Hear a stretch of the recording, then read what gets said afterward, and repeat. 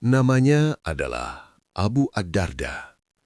Sebelum dunia mengenalnya sebagai seorang sahabat mulia, ia hanyalah seorang lelaki biasa di kota Madinah. Kota itu saat itu belum sepenuhnya disinari cahaya Islam. Masyarakatnya masih hidup dalam tradisi lama, memegang teguh adat nenek moyang, dan mengukur kehormatan seseorang dari harta serta pengaruhnya. Dan dalam ukuran dunia saat itu, Abu Ad-Darda termasuk orang yang berhasil. Ia adalah pedagang yang cerdas, perhitungannya matang, setiap transaksi jarang merugi. Ia memahami pasar, tahu kapan harus membeli dan kapan harus menahan barang. Namanya dikenal di kalangan para saudagar. Jika ada kerjasama dagang, orang-orang merasa aman bermitra dengannya. Rumahnya nyaman, hartanya cukup, kehidupannya stabil. Tidak ada tanda-tanda bahwa lelaki ini kelak akan menjadi salah satu simbol kezuhudan dan kebijaksanaan dalam Islam. Namun, di balik semua itu, ada sisi lain dari dirinya yang jarang diketahui orang. Di tengah kesibukan pasar yang riuh, ketika orang-orang sibuk menawar harga dan menghitung keuntungan, terkadang ia terdiam lebih lama dari biasanya. Tatapannya kosong, seakan pikirannya melayang jauh melampaui tumpukan barang dagangan di hadapannya. Ia mulai merasakan sesuatu yang aneh, sebuah kehampaan yang tidak bisa dijelaskan. Madinah saat itu sedang berada dalam fase perubahan besar. Dakwah yang dibawa oleh Nabi Muhammad mulai terdengar hingga ke sudut-sudut kota. Sebagian orang menerima dengan penuh keyakinan, sebagian lagi menolak dengan keras, dan sebagian lainnya memilih menunggu dan mengamati. Abu Ad-Darda termasuk golongan terakhir. Ia bukan penentang keras, ia juga bukan pengikut setia. Ia mengamati, ia memperhatikan perubahan yang terjadi pada orang-orang yang menerima Islam. Ada sesuatu yang berbeda dari mereka. Wajah mereka tampak lebih tenang, ucapan mereka lebih terjaga, cara mereka memandang dunia seakan berubah. Namun bagi Abu Ad-Darda, meninggalkan keyakinan lama bukan perkara mudah. Tradisi keluarganya telah mengakar kuat, lingkungan pergaulannya juga mayoritas belum menerima ajaran baru itu. Dan sebagai pedagang sukses, reputasi adalah segalanya. Satu langkah yang salah bisa membuatnya kehilangan percaya banyak orang. Hari-harinya tetap berjalan seperti biasa. Pagi di pasar, siang mengatur distribusi barang, malam menghitung hasil dagangan. Hidupnya tampak sempurna di mata manusia. Tetapi setiap kali ia sendirian, muncul pertanyaan-pertanyaan yang tak bisa ia usir. Apakah hidup hanya tentang untung dan rugi?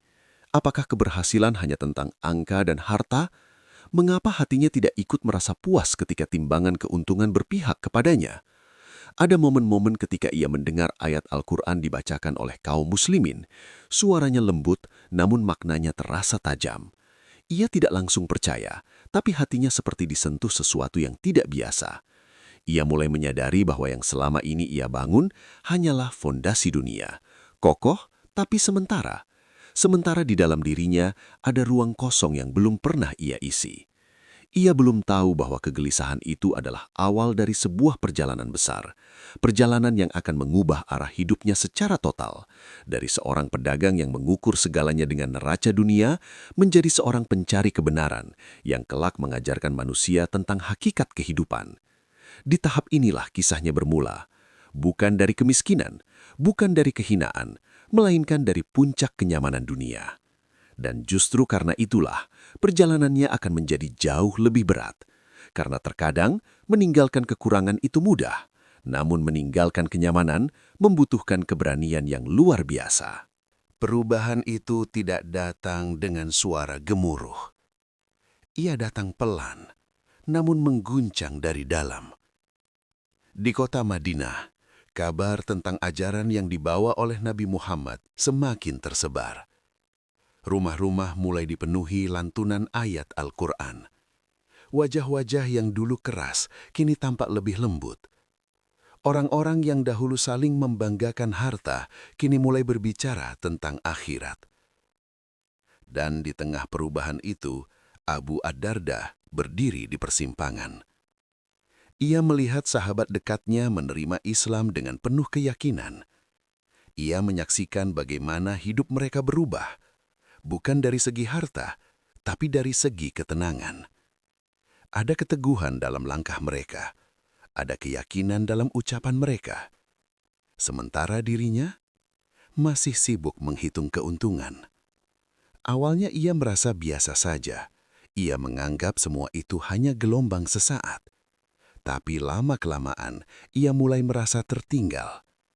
Bukan tertinggal dalam urusan dunia, melainkan dalam sesuatu yang lebih dalam. Setiap kali mendengar ayat Al-Quran dibacakan, dadanya terasa sesak. Bukan karena marah, bukan karena benci, tapi karena seperti ada sesuatu yang mengetuk keras dari dalam. Namun egonya tidak membiarkannya tunduk begitu saja. Bagaimana mungkin ia, seorang pedagang terpandang, mengikuti ajaran yang sebagian orang masih ragukan? Bagaimana jika keputusannya membuat para mitra dagang menjauh? Bagaimana jika reputasinya runtuh? Konflik itu tidak terlihat oleh orang lain. Ia terjadi dalam sunyi. Siang hari ia tampak tenang, tertawa bersama para saudagar lain. Malam hari, pikirannya tidak pernah benar-benar beristirahat. Ia mulai mempertanyakan berhala-berhala yang dulu ia hormati. Patung-patung itu berdiri diam, tidak pernah menjawab, tidak pernah memberi petunjuk. Namun ia telah menghabiskan bertahun-tahun mempercayainya. Sementara ajaran Islam berbicara tentang satu Tuhan, tentang tanggung jawab, tentang kehidupan setelah mati. Kehidupan setelah mati. Kalimat itu seperti bayangan yang terus mengikutinya. Bagaimana jika semua ini benar? Bagaimana jika dunia bukanlah akhir? Bagaimana jika semua harta yang ia kumpulkan tidak berarti apa-apa kelak? Pertanyaan-pertanyaan itu semakin sering muncul, dan konflik semakin nyata ketika orang-orang terdekatnya mulai berubah. Ada yang berhenti dari kebiasaan lama, ada yang mulai menghindari majelis sia-sia, ada yang rela kehilangan harta demi mempertahankan iman. Ia menyaksikan semuanya, namun masih berdiri di tempatnya. Di satu sisi, ia merindukan ketenangan yang mereka miliki. Di sisi lain, ia takut kehilangan kenyamanan yang selama ini ia genggam. Ini bukan sekedar pilihan keyakinan. Ini tentang identitas, tentang posisi sosial, tentang seluruh fondasi hidupnya. Semakin ia mencoba mengabaikan, semakin kuat suara itu datang. Seperti ada dua dunia yang saling tarik-menarik di dalam dadanya. Dunia lama yang penuh kepastian materi, dan dunia baru yang menjanjikan makna. Suatu malam, ketika suasana kota lebih hening daripada biasanya, ia kembali mendengar bacaan Al-Quran dari kejauhan. Suaranya tidak keras, tapi entah mengapa, kali ini terasa berbeda. Ia berhenti melangkah. Untuk pertama kalinya, ia tidak sekedar mendengar, ia menyimak. Dan disitulah kegelisahan itu berubah menjadi sesuatu yang lebih besar.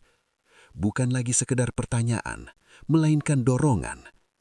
Namun apakah ia akan mengikuti dorongan itu? Atau justru menenggelamkannya demi mempertahankan dunia yang sudah pasti di tangannya?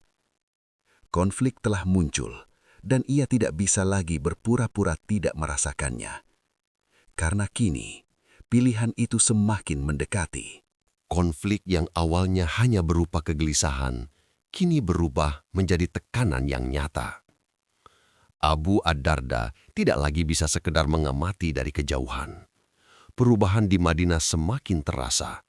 Islam bukan lagi sekedar bisikan di sudut-sudut rumah. Ia telah menjadi arus yang mengubah cara orang berbicara, berdagang, bahkan memandang hidup. Di pasar, ia mulai melihat sesuatu yang berbeda. Para pedagang Muslim tidak lagi bersumpah atas nama berhala untuk meyakinkan pembeli. Mereka tidak lagi menyembunyikan cacat barang. Mereka berbicara tentang kejujuran sebagai bentuk ibadah, tentang amanah sebagai tanggung jawab di hadapan Allah. Dan anehnya, pembeli justru semakin percaya pada mereka. Hal itu membuat Abu Ad-Darda semakin gelisah. Selama ini ia berdagang dengan cermat dan jujur menurut standar umum, tapi kini ada standar baru, standar yang lebih tinggi, standar yang bukan hanya dinilai manusia, tapi dinilai Tuhan. Suatu hari, ia mendengar kabar bahwa beberapa sahabat rela mengorbankan harta demi membantu sesama. Mereka tidak sekedar memberi sisa keuntungan, mereka memberi yang mereka cintai. Baginya, itu terdengar tidak masuk akal. Mengapa seseorang yang telah susah payah mengumpulkan harta justru menyerahkannya tanpa paksaan? Namun jauh di dalam hatinya ada rasa kagum yang tidak bisa ia bantah. Konflik semakin rumit ketika ia menyadari bahwa orang-orang yang memeluk Islam tampak semakin kuat meski tekanan datang dari berbagai arah. Mereka tidak lagi takut kehilangan status sosial, tidak lagi cemas terhadap ejekan. Seolah-olah mereka menemukan sesuatu yang lebih berharga daripada dunia. Sementara dirinya masih terikat. Ia mulai merasa hidupnya terbelah dua. Di satu sisi, ia tetap menjalankan rutinitasnya, berdagang, mengatur keuntungan, menjaga relasi. Semua berjalan normal. Di sisi lain, pikirannya terus kembali pada satu pertanyaan. Apakah aku berada di jalan yang benar? Semakin ia coba fokus pada dunia, semakin kuat suara hatinya berbicara. Bahkan saat ia menghitung keuntungan besar, ada bisikan yang berkata, "Lalu apa setelah ini?" Ia mencoba menghibur diri dengan kesibukan. Ia menambah aktivitas, ia memperluas jaringan dagang, namun kehampaan itu justru semakin jelas terasa. Puncak komplikasi terjadi ketika ia menyaksikan langsung perubahan seseorang yang sangat ia kenal. Seseorang yang dulu sama-sama sibuk mengejar dunia, kini lebih sering berada di majelis ilmu. Wajahnya lebih bercahaya, ucapannya lebih penuh makna. Dan suatu hari, orang itu berkata padanya dengan lembut, "Wahai Abu Ad-Darda, dunia ini hanya sementara." Kalimat sederhana itu menghantam lebih keras dari celaan. Sejak saat itu, ia tak lagi bisa menenangkan dirinya dengan alasan-alasan lama. Ia mulai merasa seperti berdiri di tepi jurang keputusan. Melangkah berarti menghilangkan banyak hal. Bertahan berarti mengkhianati suara hatinya sendiri. Tekanan batin itu membuatnya semakin sering menyendiri. Ia merenung lebih lama. Ia mulai memperhatikan kehidupan dengan cara yang berbeda. Setiap kematian yang ia dengar kabarnya, kini terasa seperti peringatan. Setiap keuntungan yang ia raih, terasa seperti ujian. Komplikasi tidak hanya datang dari luar, tetapi dari dalam dirinya sendiri. Ia mulai mempertanyakan makna keberhasilan. Apakah sukses itu tentang memiliki segalanya, atau menemukan kebenaran? Dan semakin ia berpikir, semakin ia sadar bahwa kenyamanan yang selama ini ia banggakan ternyata rapuh. Ia bisa hilang kapan saja. Sakit, kehilangan, atau kematian bisa datang tanpa izin. Sementara ajaran Islam berbicara tentang sesuatu yang kekal. Kini konflik itu bukan lagi sekedar pilihan sosial. Ia telah menjadi pertaruhan jiwa. Abu Ad-Darda tahu, cepat atau lambat, ia harus memutuskan. Namun keputusan itu tidak mudah, karena untuk melangkah menuju cahaya, ia harus rela melepaskan bayangan yang selama ini menemaninya. Dan ia belum tahu apakah dirinya cukup berani untuk itu. Malam itu berbeda. Langit di atas Madinah tampak lebih sunyi dari biasanya. Angin berhembus pelan, membawa udara dingin yang menusuk hingga ke dada.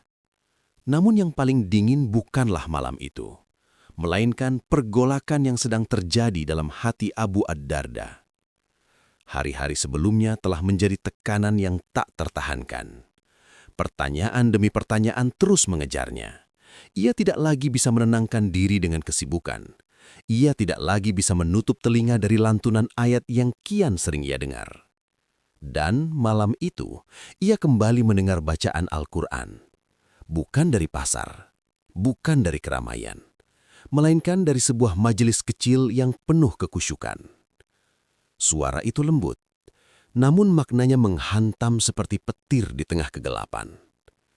Ayat-ayat tentang kefanaan dunia, tentang kehidupan setelah mati, tentang hari ketika manusia berdiri sendirian, tanpa harta dan tanpa kedudukan. Setiap kata terasa seperti menyingkap lapisan-lapisan kesombongan yang selama ini ia bangun. Ia berdiri terpaku, nafasnya berat, dadanya sesak. Untuk pertama kalinya, ia tidak lagi melawan suara hatinya. Ia membiarkan dirinya mendengar dengan jujur. Dan di sanalah ia merasa runtuh. Seluruh kebanggaan atas hartanya terasa kecil. Seluruh pencapaiannya terasa rapuh. Ia membayangkan dirinya berdiri di hadapan Allah dengan tangan kosong.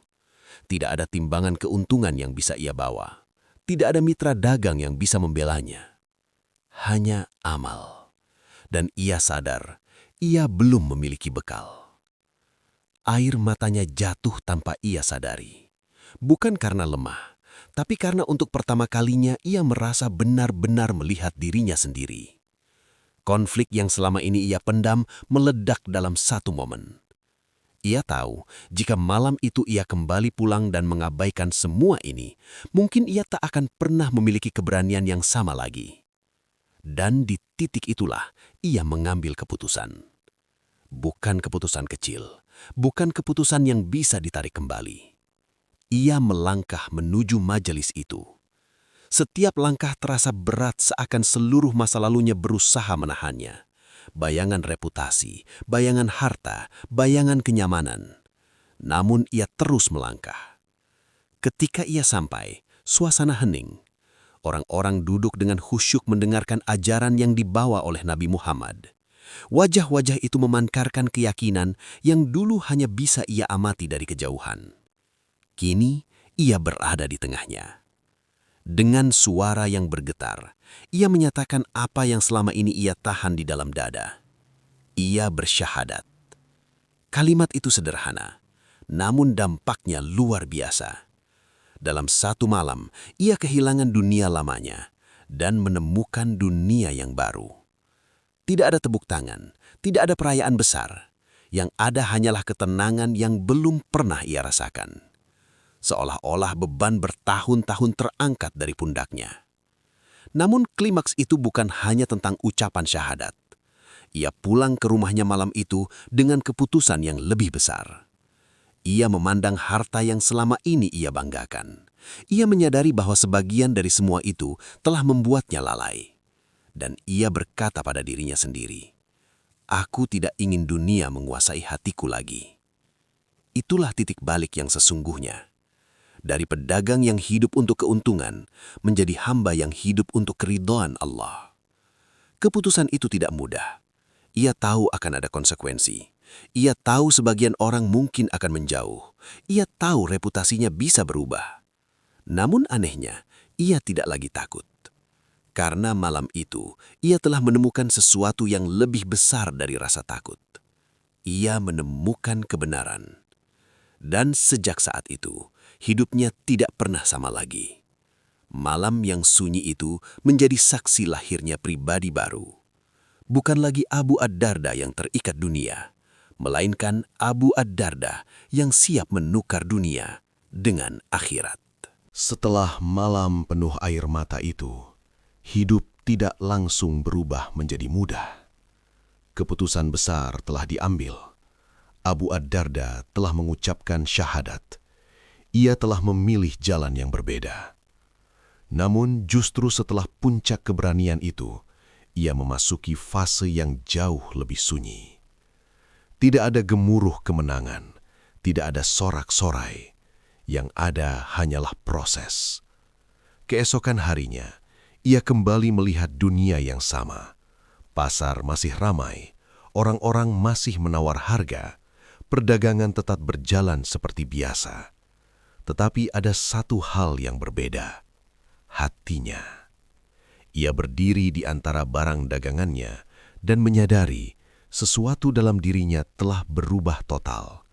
Harta yang dulu membuatnya bangga, kini terasa seperti beban. Keuntungan yang dulu membuatnya tersenyum, kini terasa biasa saja. Ia mulai membatasi dirinya dari kesibukan yang berlebihan. Ia mengurangi waktu di pasar dan memperbanyak waktu di majelis ilmu.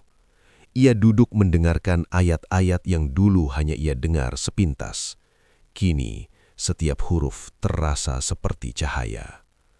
Namun perubahan ini tidak serta-merta membuat hidupnya nyaman. Sebagian orang memandangnya dengan heran, sebagian lagi berbisik di belakangnya. Apa yang terjadi dengan Abu Ad-Darda? Bukankah dulu ia sangat ambisius dalam perdagangan? Tekanan sosial perlahan muncul. Reputasi yang dulu ia bangun kini bergeser. ia tidak lagi dikenal sebagai pedagang paling ambisius. Ia mulai dikenal sebagai orang yang lebih sering berada di masjid daripada di pasar. Dan disinilah anti-klimaks itu terasa.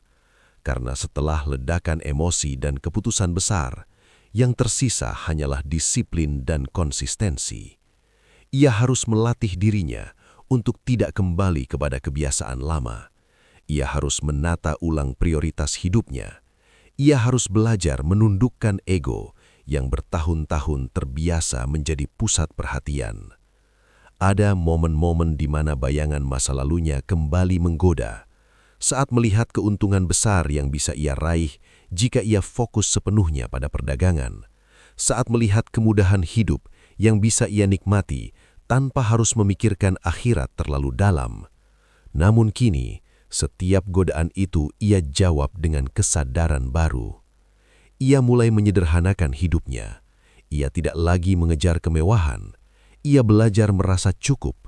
Ia membagi hartanya lebih banyak. Ia memperhatikan orang-orang di sekitarnya yang membutuhkan. Dan perlahan, ia menemukan ketenangan yang selama ini ia cari.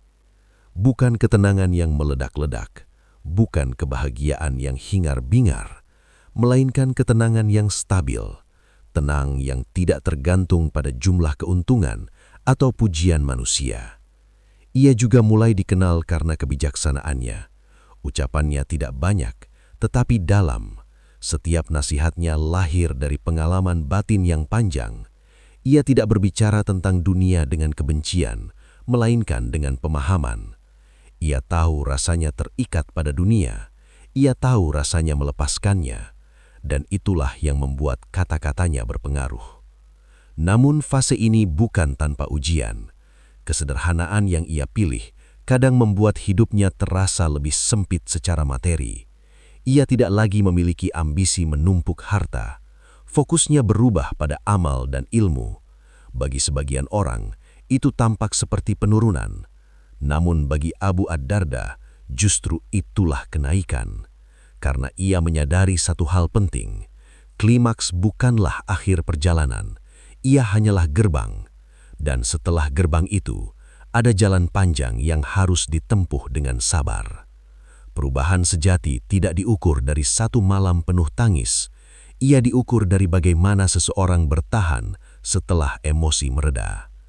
Abu Ad-Darda memilih untuk bertahan. Ia memilih untuk membuktikan bahwa keputusannya bukan sekedar dorongan sesaat. Ia menjadikan ibadah sebagai kebutuhan, bukan kewajiban yang terasa berat. Ia menjadikan ilmu sebagai cahaya, bukan sekedar pengetahuan. Dan di fase inilah, ia mulai benar-benar tumbuh. Bukan lagi sebagai pedagang yang kehilangan dunia, tetapi sebagai hamba yang menemukan arah. Anti-klimaks ini mungkin tidak dramatis, tidak penuh tegangan, namun justru disinilah karakter sejatinya dibentuk. Karena perubahan yang sesungguhnya bukan terjadi saat seseorang berkata ya pada kebenaran, melainkan saat ia terus mengatakan ya setiap hari, meski tidak ada yang melihat. Hari-hari penuh gejolak itu akhirnya mereda. Setelah keputusan besar yang mengguncang hidupnya, Abu Ad-Darda tidak lagi bergiri di persimpangan. Ia telah memilih jalan yang jelas, jalan ilmu, ibadah, dan pengabdian. Dulu, ia dikenal sebagai saudagar sukses di Madinah. Kini, ia dikenal sebagai lelaki yang lebih banyak duduk di majelis ilmu daripada di pasar. Perubahan itu bukan sekedar perubahan aktivitas, melainkan perubahan orientasi hidup. Jika dahulu ia menghitung keuntungan dan kerugian dengan timbangan emas, sekarang ia menimbang amal dengan timbangan akhirat. Namun yang paling menarik, resolusi dalam hidupnya bukanlah tentang meninggalkan dunia sepenuhnya. Ia tidak berubah menjadi manusia yang membenci harta atau memusuhi kehidupan. Justru ia menemukan keseimbangan. Suatu ketika, ia dipersaudarakan dengan Salman Al-Farisi. Dari persahabatan itulah, ia belajar satu pelajaran penting. Tubuh memiliki hak, keluarga memiliki hak, dan Tuhan memiliki hak. Ia pernah begitu tenggelam dalam ibadah hingga hampir melupakan keseimbangan. Tapi nasihat saudaranya membuat ia sadar bahwa kesalehan bukan tentang ekstrim, melainkan tentang harmoni. Resolusi hidupnya menjadi semakin matang ketika ia mulai mengajar. Ilmu yang dulu ia kejar dengan rasa haus, kini ia bagikan dengan penuh cinta. Murid-murid datang kepadanya bukan karena kekayaannya, tetapi karena kebijaksanaannya. Kata-katanya sederhana namun dalam. Tatapannya lembut namun tegas. Ia sering mengingatkan, jadilah seperti orang asing di dunia. Kalimat itu bukan teori kosong. Ia mengatakannya karena ia pernah berada di puncak kenikmatan dunia, lalu merasakan sendiri betapa rapuhnya kebanggaan itu. Hidupnya kini tenang, tidak lagi dihantui kegelisahan tanpa makna, tidak lagi terjebak dalam perlombaan yang melelahkan. Ia menemukan kedamaian dalam kesederhanaan. Ia menemukan kebahagiaan dalam memberi. Dan yang paling penting, ia menemukan tujuan. Keputusan yang dulu terasa berat, kini terasa ringan. Pengorbanan yang dulu tampak seperti kehilangan, kini berubah menjadi kemenangan batin. Resolusi dari konflik panjang itu bukan hanya perubahan status sosial, bukan pula sekedar kisah hijrah dari kaya menjadi zuhud. Ini adalah kisah tentang menemukan kembali arah hidup. Dan disitulah letak keindahannya. Karena sejatinya, penyelesaian terbesar dalam hidup bukan saat masalah hilang, melainkan saat hati menemukan tempatnya. Di akhir perjalanan itu, Abu Ad-Darda tidak menjadi miskin. Ia tidak menjadi lemah. Ia justru menjadi lebih kuat, bukan karena harta yang ia miliki, tetapi karena iman yang ia pegang. Dan dari sinilah babak akhir hidupnya dimulai, dengan ketenangan yang tak bisa dibeli oleh emas manapun. Waktu terus berjalan, generasi berganti. Kota Madinah yang dahulu menjadi saksi pergolakan batinnya, kini hanya menyimpan jejak langkahnya dalam ingatan murid-muridnya. Abu Ad-Darda tidak lagi dikenal sebagai saudagar. Ia tidak diingat karena hartanya. Ia tidak dikenang karena kejayaan bisnisnya. Yang abadi justru adalah nasihat-nasihatnya, air mata dalam sujudnya, dan kalimat-kalimat hikmah yang lahir dari hati yang pernah diuji oleh dunia. Di akhir hayatnya, ia hidup dalam kesederhanaan. Rumahnya tidak megah, pakaiannya tidak mewah, namun hatinya lapang. Ia pernah berkata bahwa ia lebih mencintai kemiskinan yang mendekatkannya kepada Allah daripada kekayaan yang melalaikannya. Itu bukan sekadar ucapan, itu adalah kesimpulan dari seluruh perjalanan hidupnya. Orang-orang datang menemuinya untuk meminta nasihat. Mereka melihat ketenangan di wajahnya. Ketenangan yang tidak bisa dibeli dengan emas atau jabatan. Ia telah menemukan sesuatu yang dulu ia cari-cari dalam hiruk-pikuk pasar, makna. Dan ketika ajal menjemputnya, ia pergi bukan sebagai orang yang kalah oleh dunia, tetapi sebagai orang yang berhasil menaklukkannya. Dunia yang dulu hampir menguasai hatinya, kini berada di bawah kendalinya. Kisahnya bukan tentang meninggalkan segalanya secara dramatis, bukan tentang menjadi miskin dalam sekejap, tapi tentang perubahan arah, tentang keberanian mengakui kekosongan, tentang memilih jalan yang mungkin tidak populer, tetapi benar.